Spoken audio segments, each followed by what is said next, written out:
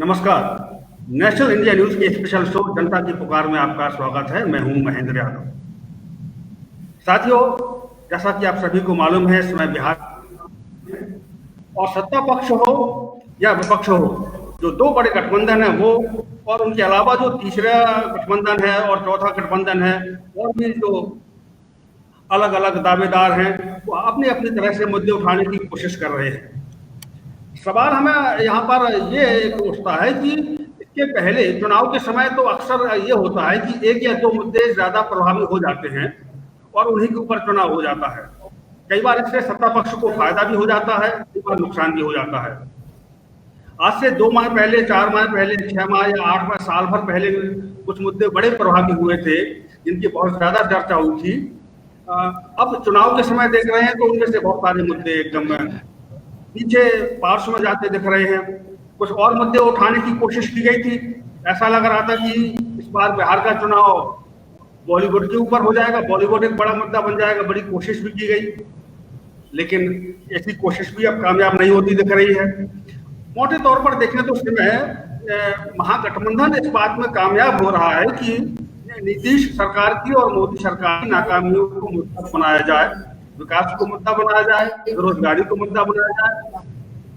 जबकि जो भारतीय जनता पार्टी का महागठबंधन है, का एनडीए गठबंधन है, नीतीश कुमार का जो है, उसमें आप देखेंगे उसमें लगातार कुछ काल्पनिक मुद्दे जो होते हैं, जो जिनका जनता से सरोकार नहीं होता है, उन मुद्दों को उठाने की कोशिश की गई है। हालांकि अभी तक उस तरह से कामयाबी उनको नहीं मिलती दिखी है। तो इस समय बिहार में कौन से मुद्दे प्रभावी हैं, कौन से प्रभावी आगे के चरणों में हो सकते हैं, इस सब पर चर्चा करने के लिए हमारे साथ हैं पॉलिटिकल एनालिस्ट एडवोकेट सनोवर अली कुरैशी और राजनीतिक सामाजिक विशेषज्ञ डॉक्टर मनीषा बांगा। शुरुआत करूंगा मैं एडवोकेट कुरैशी जी आपसे। इस समय बिहार के चुनाव में, चूंकि अभी एक तरह से देखा जाए तो ठीक ठाक प्रचार का माहौल बन चुका है। पहले चरण के नामांकन हो चुके हैं, दूसरे चरण के भी नामांकन हो चुके हैं। इस समय क्या लगता है, कौन से मुद्दे जो हैं वर्तमान में, कौन से मुद्दे ज्यादा असरदार भूमिका निभाते दिख रहे हैं? देखिए, जो पेंडेमिक चल रहा है हमारा कोविड, ठीक है, तो कोविड के दौरान जो माइग्रेंट वर्कर के साथ जो हुआ है, ठीक है, उसको एक लार्जर एक इशू बनेगा वो। और इस चीज को जो काफी दिनों तक लोग जो है सड़कों पर रहे, तकलीफ के साथ, बिना खाने के साथ, बिना कोई मदद के साथ, बिना सरकारी एजेंसी का कोई भी किसी तरह का असिस्टेंट, तो वो जो अपने घरों को पहुंचे हैं, जो तकलीफ से गुजरे हैं, वो तकलीफ जो है अनस्पीकेबल है। वो सफरिंग बहुत बड़े लेवल पर है। और वो सारी चीजें जो उनको प्रोवाइड करनी थी, वो गवर्नमेंट एजेंसी की डायरेक्ट ड्यूटी के अंदर आता है। किसी को आप ट्रांसपोर्ट प्रोवाइड करें, किसी को फूड प्रोवाइड करें, किसी को शेल्टर प्रोवाइड करें, ये तो बेसिक एबिलिटीज, बेसिक चीजें हैं सरकार के पार्ट पर। तो सरकार जो है, कितने दिन लिए सरकार ने ये डिसीजन लेने पे कि इनको कैसे पहुंचाया जाएगा। मतलब कम से कम 2-3 हफ्ते तो वो पैदल ही चलते रहे, बहुत ही बुरे हालों में। तो ये एक इशू जरूर लोगों के जहन में होगा कि भाई सरकार जो है, क्योंकि जो एनडीए है, जो जेडीयू है और बीजेपी के जो साथ में है, तो ये एक कॉम्बिनेशन जो है, इनकी डायरेक्ट ड्यूटी बनती थी। नेशनल लेवल पर बीजेपी है जो सेंटर में पार्लियामेंट में बैठी है, और स्टेट में जेडीयू है, दोनों का अलायंस है। तो ये कलेक्टिवली फेल्योर है दोनों के पार्ट पे।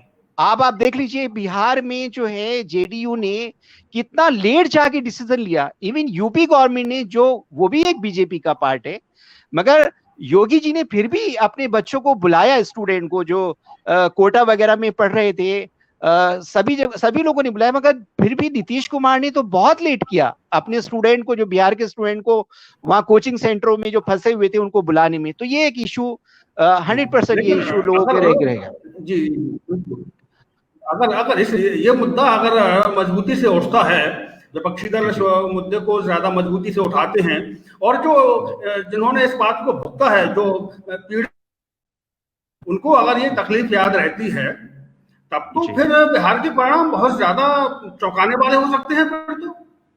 ये मैं भाजपा मेरा जितनी भी ये परसेप्शन ये अपनी गठबंधन बनाए हैं, जितनी कुछ पैंतरेबाजी की है, फिर तो ये बिल्कुल भी कामयाब नहीं हो पाएगी। अगर मेरा परसेप्शन तो यही कहता है कि ये चाहे इसको डायरेक्ट नेशनल मीडिया कवर कर रहा हो, इन इश्यूज तक प्रॉपरली पहुंच रहा हो या नहीं, मगर ये तकलीफ जो है ये इतनी जल्दी लोगों के जहनों से, लोगों के अपने इतनी जल्दी जाने वाली नहीं है। इसको वोटिंग के टाइम पे जरूर याद रखा जाएगा।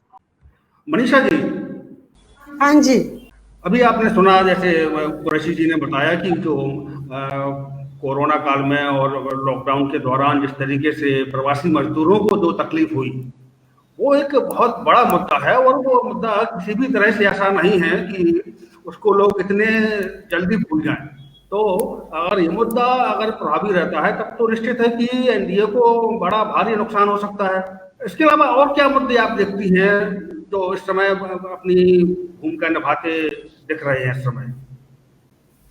इसी से जुड़ा हुआ ये मुद्दा है कि इसका आप तह तक जाते हैं कि प्रवासी मजदूरों को अपनी बिहार की धरती को छोड़कर प्रवासी मजदूर बनने की क्यों नौबत आती है, क्यों उनको अपना प्रदेश छोड़ के जाना पड़ता है? इसलिए क्योंकि वहां पर अनएम्प्लॉयमेंट का इतना बड़ा दर है। इसकी अभी 46% आंकड़े हैं, 46.5% रीसेंट आंकड़े हैं कि अनएम्प्लॉयमेंट इतना है। क्राइम रेट इसकी वजह से बहुत ज्यादा हो गया है। वहां पर ऑलमोस्ट 5 रेप्स और 6 मर्डर्स पर डे हो रहे हैं।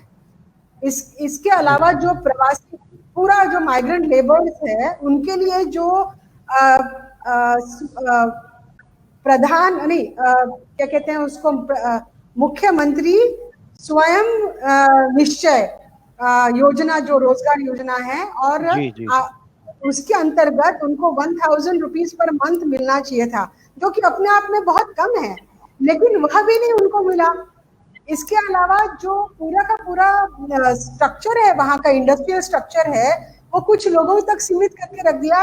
मिडिल लेवल और अंडर लेवल जो स्मॉल स्केल इंडस्ट्रीज है उसको पूरी तरह से तबाह है। जीएसटी की भारी मार पड़ी है, नोटबंदी की भारी मार पड़ी है, और वहां पर खुद का, क्योंकि पूरा का पूरा बिहार ये कंज्यूमर स्टेट बन गया है, ये प्रोडक्शन स्टेट नहीं बना है अभी तक। It has turned itself into a consumer state. तो ये यहाँ के जो लोग हैं ये दूसरे स्टेट्स के लिए प्रोड्यूस करते हैं, लेकिन अपने स्टेट के लिए प्रोड्यूस नहीं कर पा रहे हैं।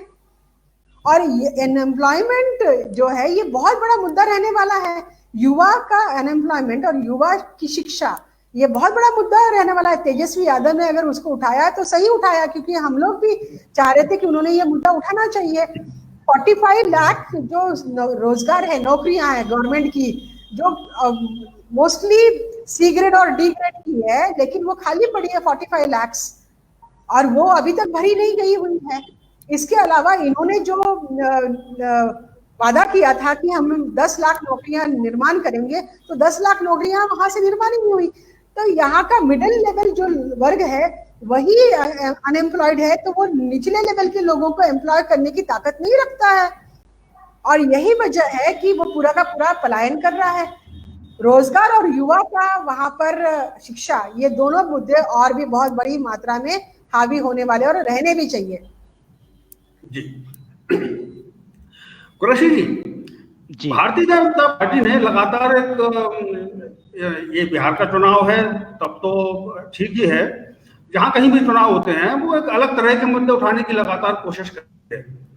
इस बार के चुनाव को बॉलीवुड से लगातार करने की कोशिश की गई। एक नारा भी दिया था, हालांकि अब नारा वो खुद अपना भूलने लगे हैं, लेकिन नारा था कि ना भूले हैं ना भूलने देंगे, लेकिन वो मामला भी जोर नहीं पकड़ पाया। और ये हम आप सभी ये देखते रहे कि भारतीय जनता पार्टी को सफलता तभी मिल पाती है जब कुछ ना कुछ एक भावनात्मक मामला वो उठाने में कामयाब हो जाए। उनके पास इतना नेटवर्क होता भी है कि अगर कोई मामला ठीक से उठ जाए तो वो जनता तक पहुंचा भी देते हैं। अभी तक बिहार के चुनाव में मतलब ये कि बड़ी आश्चर्य की बात है, इतना मजबूत उनका प्रचार तंत्र होने के बावजूद भी और कई सारे मुद्दों पर ये कोशिश करने के बाद भी बिहार के चुनाव को अभी तक भावनात्मक मुद्दों की ओर नहीं ले पाए हैं। नड्डा साहब ने थोड़ा बहुत राष्ट्रवाद और आतंकवाद और सत्ता छेड़ने की कोशिश की है, लेकिन भारतीय जनता पार्टी उस तरह से कामयाब नहीं हो पा रही है इस बार। ये एक बड़ा परिवर्तन है, इसको इसके पीछे क्या कारण आप देखते हैं? नहीं, आपने बिल्कुल सही कहा, क्योंकि जब लोकसभा का चुनाव चल रहा था तो उस वक्त भी अमित शाह जी ने एक रैली में कहा था कि वोट डालते टाइम आप ये ध्यान रखें कि आपका यहाँ वोट का जो विनिंग पैटर्न है उसकी खुशी पाकिस्तान में नहीं होनी चाहिए। तो उन्होंने एक इशारा किया था कि अगर आप वोट देते हैं एनडीए को छोड़ के किसी और को, तो उसका जश्न जो है पाकिस्तान में होगा। तो वो उस वक्त उन्होंने जरूर इसको भावनात्मक, हाँ पाकिस्तान में, ये मुझे भी याद आ रहा है, तो उन्होंने ये अल्फाज इस्तेमाल किया था कि इसका जश्न जो है वहां मनाया जाएगा।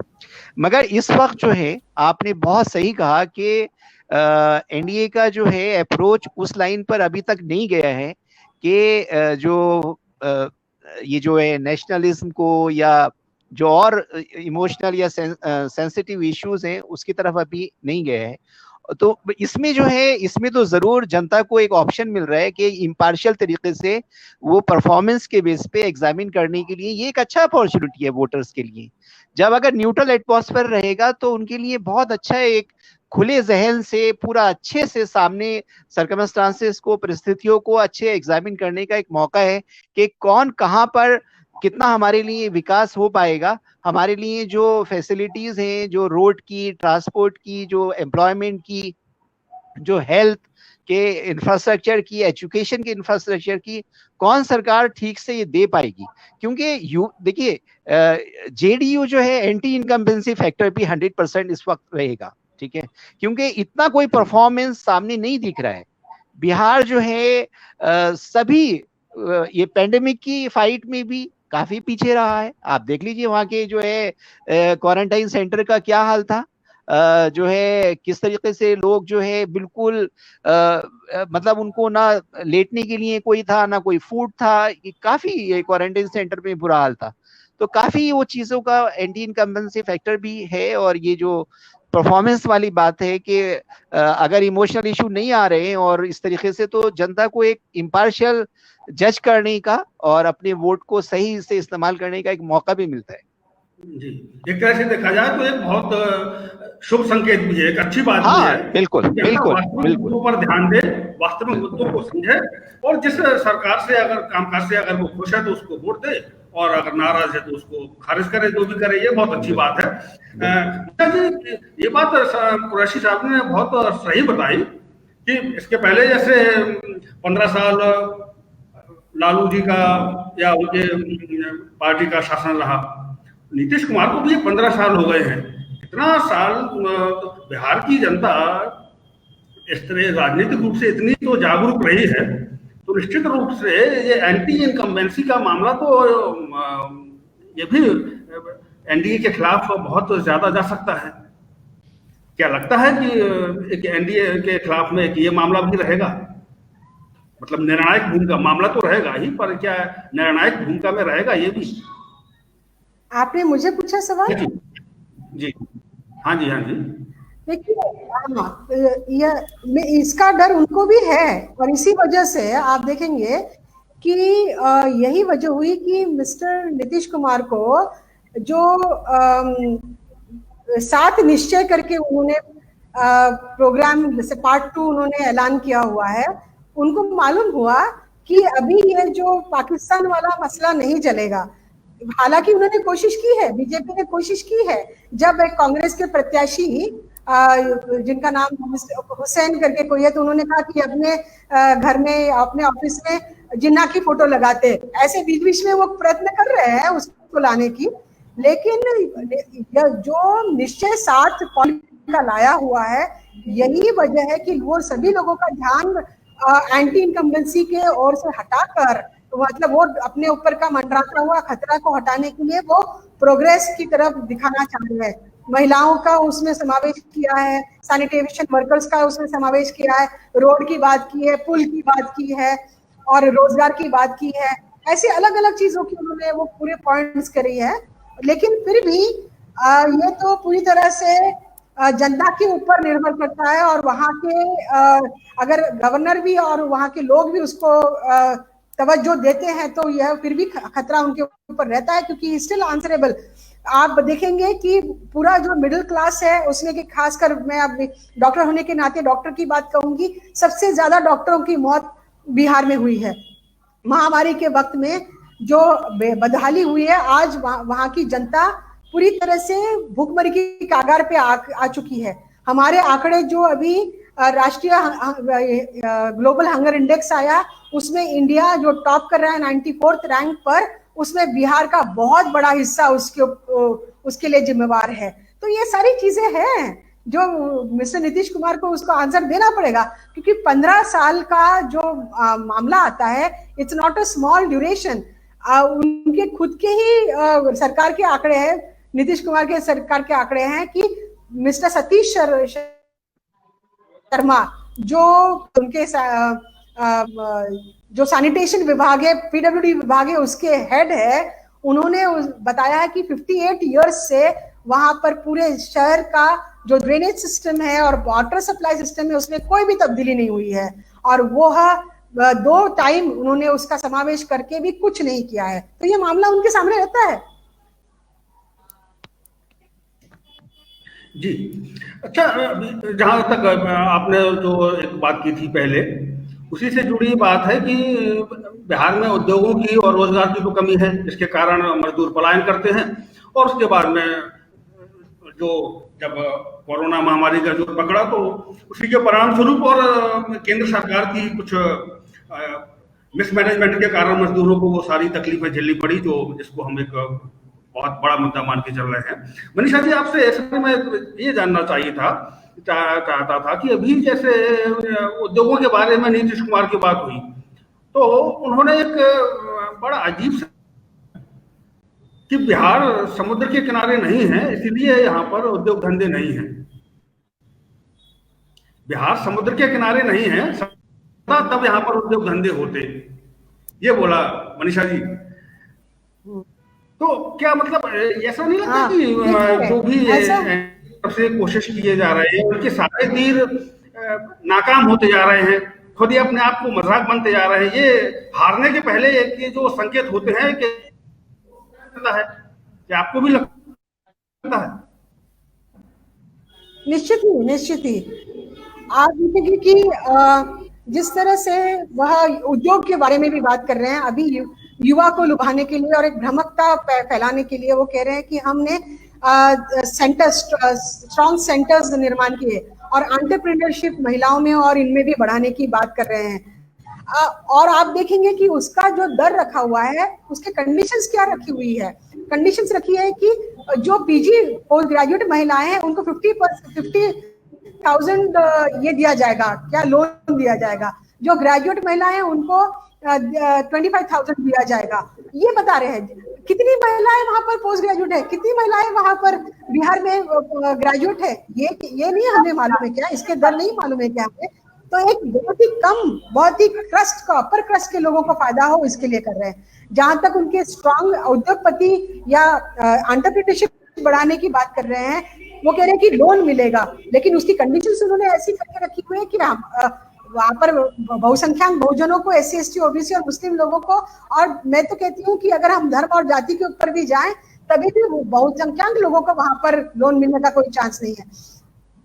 उद्योग चलाने के लिए आपने वहां पर पहले जो आपके लेबरर्स है, कारीगर है, उन लोगों को महफूज रखना चाहिए। अगर इस महामारी के वक्त में कारीगर और पलायन मजदूर आपके प्रदेश में बैठे हुए हैं, तो उनको खाने का और रोजगार भत्ता उनको अभी तक मिलना चाहिए था 3 महीने का, वहां उनको नहीं मिला। ये भी एंटी इनकम्बेंसी के फेवर में जाता है, क्योंकि उनको अभी तक आपने एक तो उनका व्यवस्था नहीं की, और यहाँ पर आपके इसमें 3 महीने से बैठे हुए वो भूखमरी के तरफ जा रहे हैं।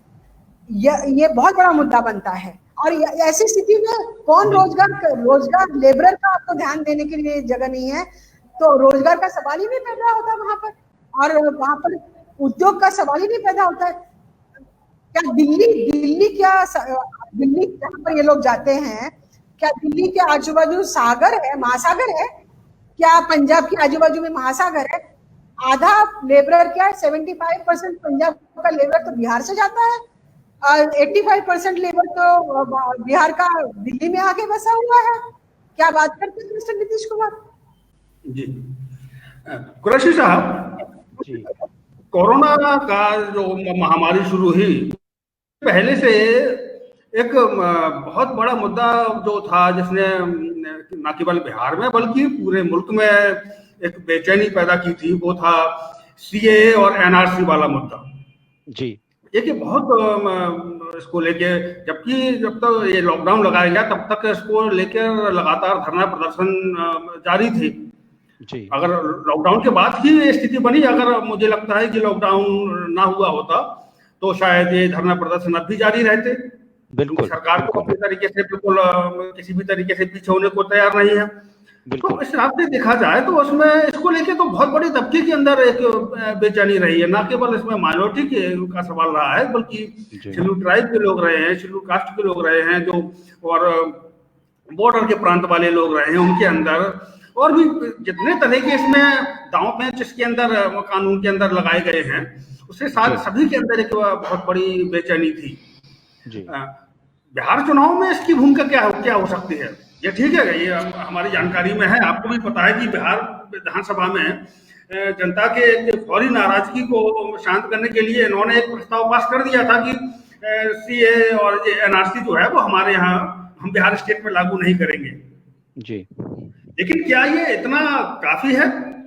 मतलब मैं इसमें एक ये जानना चाहता हूँ कि आप चूंकि एडवोकेट भी हैं, कानूनी पहलू भी इसके जानते हैं, अगर केंद्र ने एनआरसी का कानून पास किया है तो क्या इसको कोई स्टेट अपने लेवल पर लागू करने से मना कर सकती है?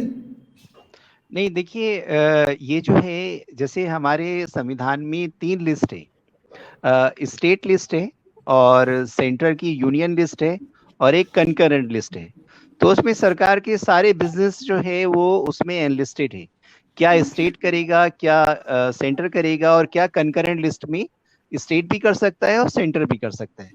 तो जो सिटीजनशिप वाला जो इशू है वो एक्सक्लूसिवली यूनियन लिस्ट में है, वो स्टेट लिस्ट में नहीं है। ठीक है, तो अगर यूनियन लिस्ट से रिलेटेड कोई सर्कुलर होगा, अगर वो कहेंगे कि आपको एनआरसी करनी है, ठीक है, तो जो है वो एनआरसी उनको करनी पड़ेगी। अगर वो सिटीजनशिप्स के लिए सेंट्रल गवर्नमेंट सर्कुलर लाएगी कि आप सिटीजनशिप को, आप सीए को आप लागू करो और इसकी सिटीजनशिप्स का विंडो खोलो, तो वो उनको करना पड़ेगा। ठीक है, अगर वो स्टेट में ये कहते हैं, देखिए अगर जो है इस पे जो प्रेरोगेटिव है वो सेंट्रल गवर्नमेंट का है, वो उनके अधिकार क्षेत्र में आता है।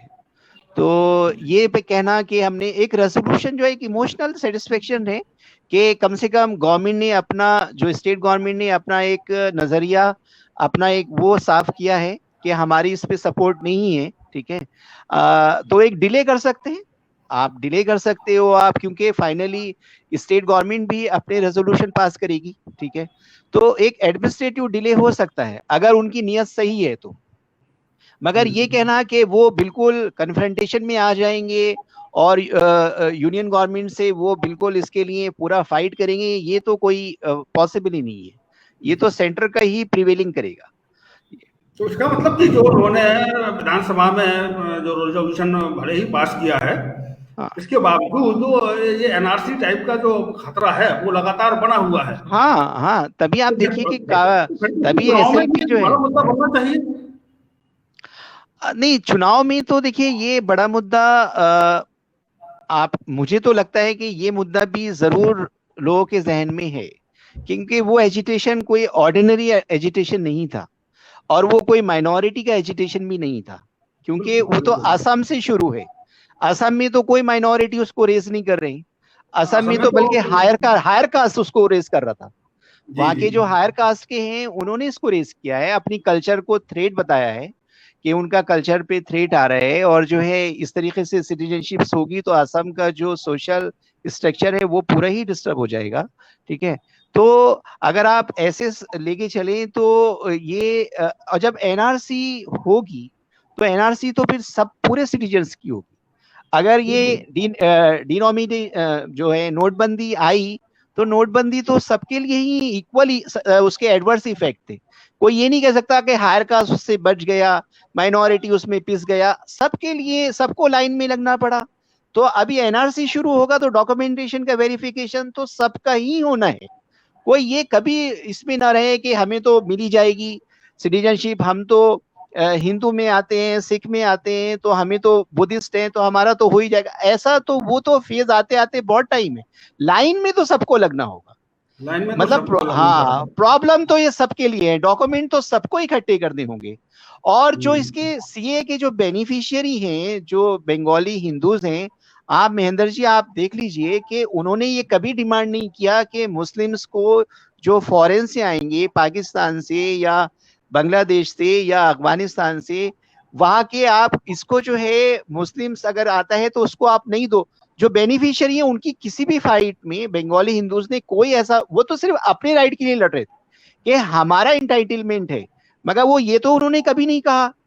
ये कहां से आया ये बात कि भाई, क्योंकि जो राइट टू इक्वेलिटी है आर्टिकल 14 वो फॉरेनर को भी अवेलेबल है।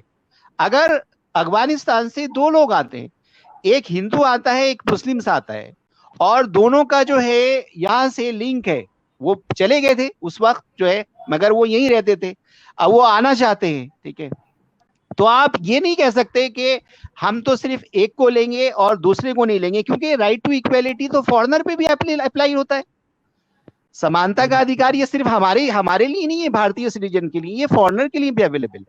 तो डिस्क्रिमिनेशन, वहां पर भी डिस्क्रिमिनेशन आप जो है संवैधानिक तरीके से नहीं कर सकते।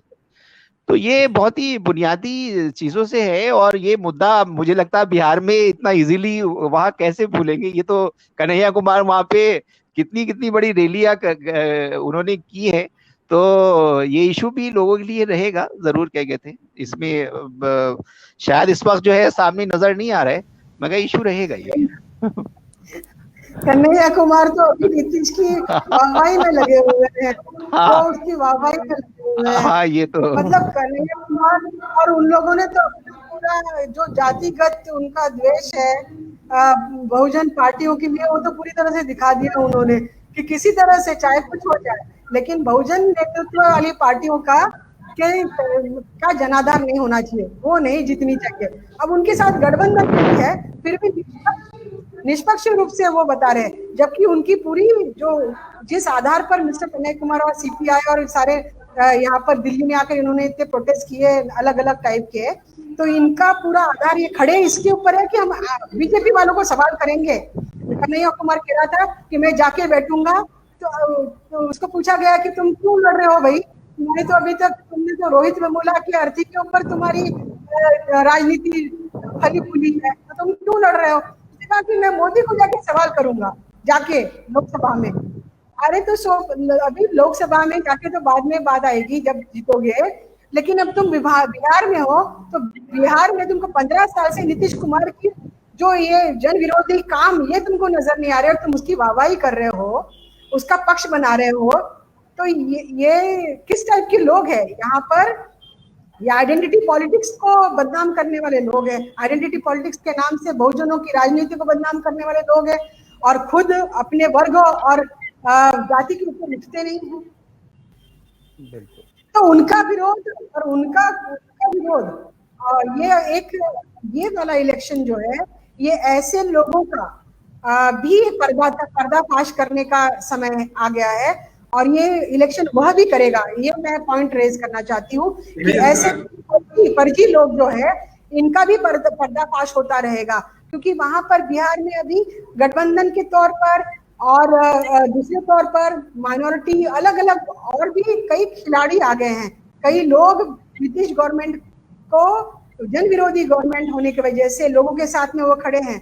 तो हमको देखना है कि यह अभी तक जो बहुत तारनहार और हीरो बन के हमारे सामने लाए गए लोग थे, खासकर मुस्लिम लोगों के सामने, खासकर बहुजन लोगों के सामने, तो इन लोगों का भी एक पर्दाफाश होने का समय आ गया है।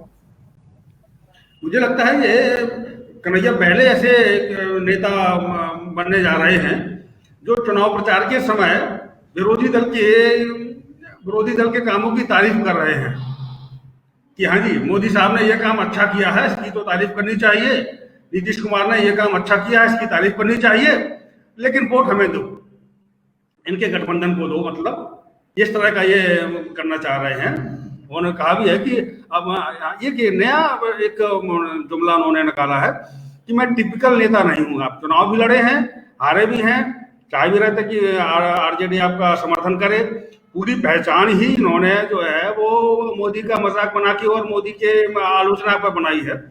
और अब जो चुनाव के मौके आए हैं इसमें, तो उसमें कह रहे हैं कि नहीं, मैं टिपिकल नेता नहीं हूँ, मैं तो पॉलिटिकल रिसर्चर हूँ, और सभी दलों ने जो जो अच्छा काम किया है मैं सबकी तारीफ करूंगा।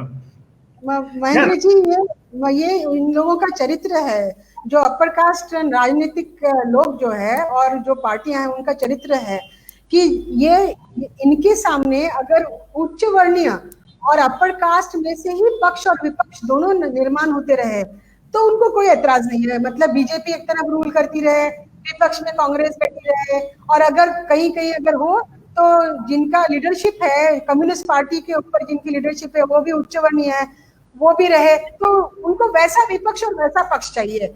लेकिन उनको विपक्ष और पक्ष दोनों भी, मजबूत विपक्ष भी उनको बहुजनों के अंदर से निर्माण हुआ, माइनॉरिटीज के अंदर से अपनी ऑटोनॉमी के ऊपर खड़ा हुआ, उनको वो नहीं चाहिए, इनके ऊपर डिपेंडेंट, इनके आधार के ऊपर। और यही वजह है कि जो अपने आप को टिपिकल राजनीतिक वाले नहीं करे, तो इन्होंने टिपिकल, अटिपिकल थे तो उन्होंने जो 1 करोड़ तक, 70 लाख से 1 करोड़ तक उन्होंने दान के माध्यम से अभी अपना अकाउंट भर के रखा हुआ है। उन्होंने दान नहीं लेना चाहिए था, उन्होंने लोगों से अपील नहीं करनी चाहिए थी कि मुझे, मेरे लिए वहां पर अकाउंट में मेरे पैसे डालो करके।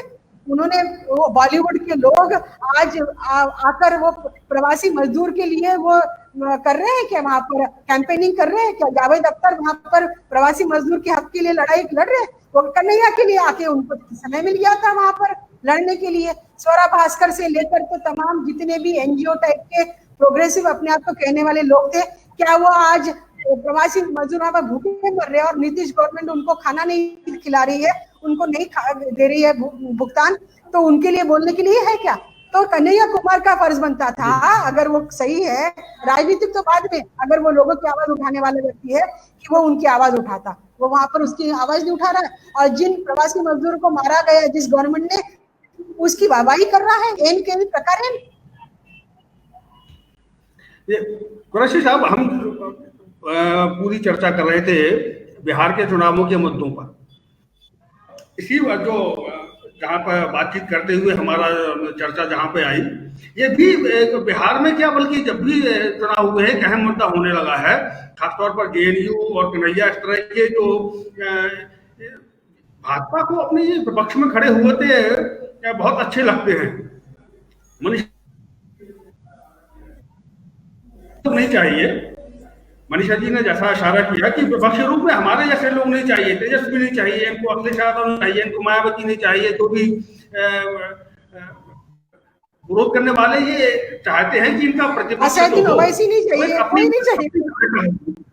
इनको कन्हैया कुमार विपक्ष के रूप में खड़े हुए बहुत अच्छे लगते हैं, क्योंकि इससे इनका नैरेटिव सेट हो जाता है। कन्हैया कुमार की इमेज ये अलग तरह की जनता खा चुके हैं, ठीक है, उसका एक समर्थक वर्ग है, बॉलीवुड से लेके तमाम बुद्धिजीवी और वो करते हैं, लेकिन आम जनता के बीच में जो भाजपा का जो के बीच में कन्हैया कुमार की एक अलग तरह की इमेज बनाई है।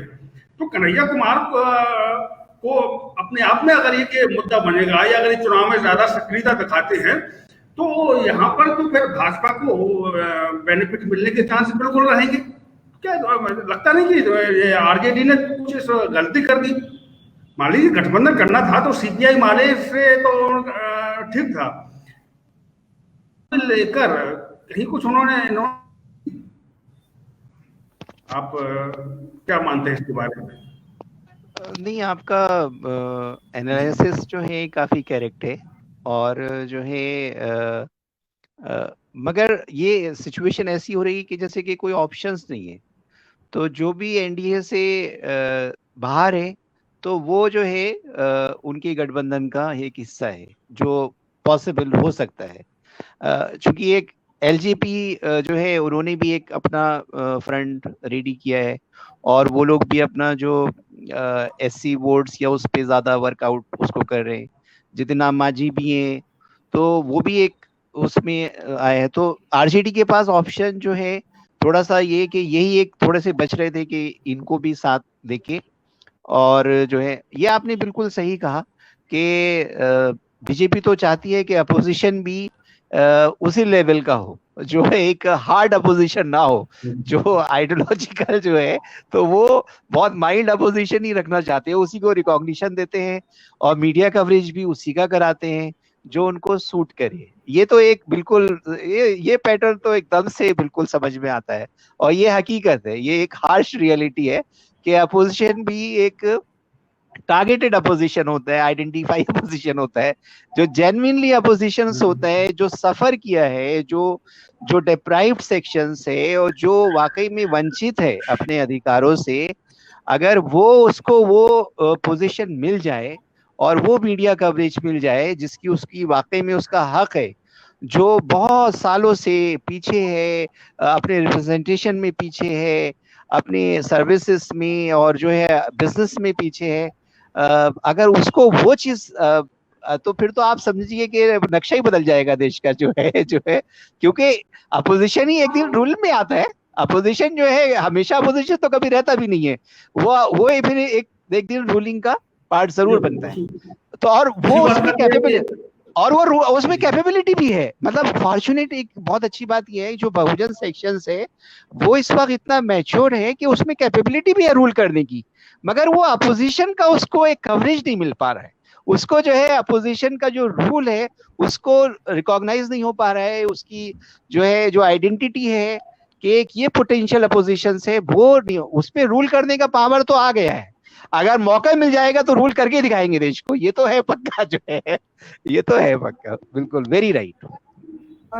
और इसी वजह से वो कहा जाता है ना कि पार्टियां बदलती हैं मगर वर्ग तानाशाह ही रहता है। हाँ, तो ये जो मामला है वो फैक्ट है, बिल्कुल फैक्ट है, बिल्कुल। तो कुल मिला के हम उम्मीद करते हैं कि जिन सारे मुद्दों की अभी हमने चर्चा की, जो ज्यादातर मतलब जमीन से जुड़े मुद्दे रहे हैं, लोगों के व्यक्तिगत सुख दुख से जुड़े रहे हैं, और इसके पहले के लगातार अच्छा महेंद्र जी एक दो माइनॉरिटी से रिलेटेड एक दो इश्यूज हैं, जैसे अभी सेंट्रल गवर्नमेंट ने जो हज पे जाने के लिए इनकम टैक्स का कंपलसरी किया है कि वो इनकम टैक्स का जो है प्रूफ देंगे जो हज पे जाएगा, क्योंकि एक हज पे जाने के लिए 2.5 लाख रुपए तक एक हाजी का जो है खर्च आता है।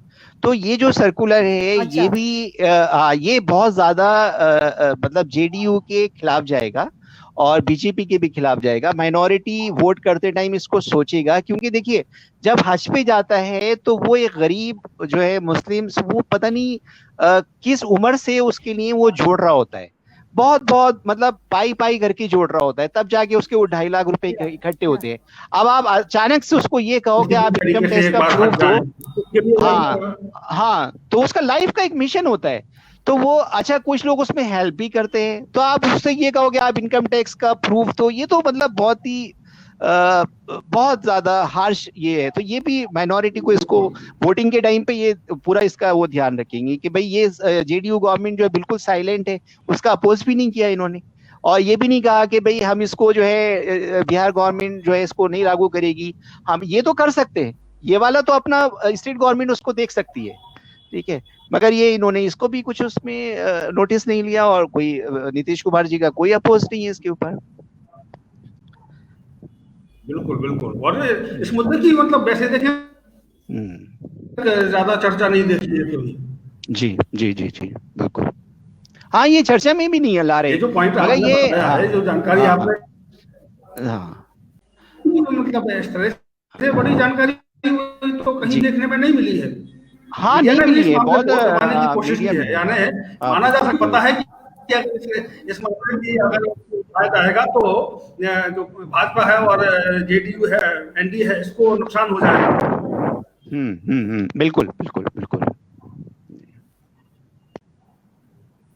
चलिए, तो कुल मिलाकर हम उम्मीद करते हैं कि जो भी मुद्दे हैं और जनता के सुख दुख के मुद्दे हैं, और जिनको भाजपा लगातार अपने पुराने चुनावों के समय किसी ना किसी तरीके से डाइवर्ट करने में इस बार कामयाब नहीं होगी।